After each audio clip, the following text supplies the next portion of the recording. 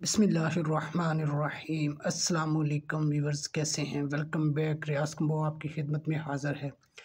नाजरीन, आज मैं उन ख़वातीन और उन मर्दों के लिए एक ऐसा घरेलू नुस्ख़ा लेके आया हूँ, ऐसे टिप्स लेके आया हूँ जिन ख़वातीन के या जिन हज़रात के जो हैं वो पाँव की जो एड़ियाँ हैं फट जाती हैं, बदनुमा हो जाती हैं।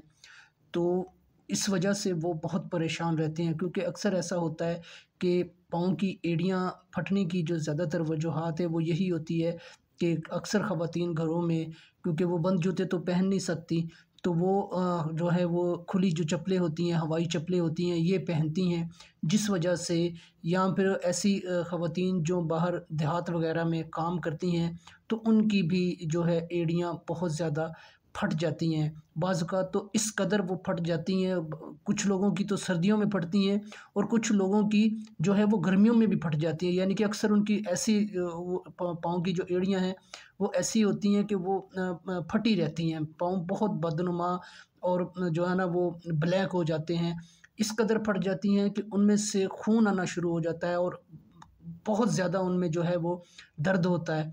तो आज मैं जो आपको नुस्ख़ा बताने जा रहा हूँ, इस नुस्ख़े के इस्तेमाल से ये आप 3 दिन इस्तेमाल करेंगे तो इंशाल्लाह आपके जो पाँव की जो एड़ियाँ हैं वो ठीक हो जाएँगी और आपके पाँव भी जो हैं वो खूबसूरत हो जाएँगे। तो कोशिश किया करें कि जो है ज़्यादा जो है जो ये जो लोकल जो चप्पलें होती हैं ना, ये पहनने से गुरेज़ किया करें। तो कोशिश करें कि थोड़ा बहुता जो है वो दिन में जो है वो बंद शूज़ भी पहना करें, क्योंकि गर्मियों में तो नहीं पहने जा सकते, लेकिन चलो सर्दियों में तो बंदा पहन लेता है ना। तो ये है कि आप गर्मियों में भी जो थोड़ा-सा है कि अपने पाँव की जो है वो थोड़ी-सी हिफ़ाज़त करें, थोड़ी-सी केयर करें, तो आप इस चीज़ से बच सकते हैं। बहरहाल इस नुस्ख़े के इस्तेमाल से इंशाल्लाह जो आपके पाँव हैं, जो आपकी जो पाँव की एड़ियाँ फटती हैं, वो बिल्कुल ठीक हो जाएँगी। इसके लिए आपको करना क्या है, इसके लिए आपने जो है वो 4 चम्मच ग्लिसरीन के ले लेने हैं। इसमें 1 लीमू का रस आपने निचोड़ लेना है। 2 चुटकी पिसी हुई फटकड़ी मिला लेनी है और दिन में 3 बार पाँव पर लगानी है। रात को आपने जो है वो हल्का-सा जो है वो नीम गर्म पानी कर लेना है। पानी में नमक और 1 चम्मच सरसों का तेल डालकर इस पानी में 10 मिनट के लिए पाँव आपने भिगो के रखने हैं। उसके बाद आपने झामे से पाँव जो हैं अपने वो धो लेने हैं, थोड़े से झामे से रगड़ कर उसको साफ़ कर लेना है।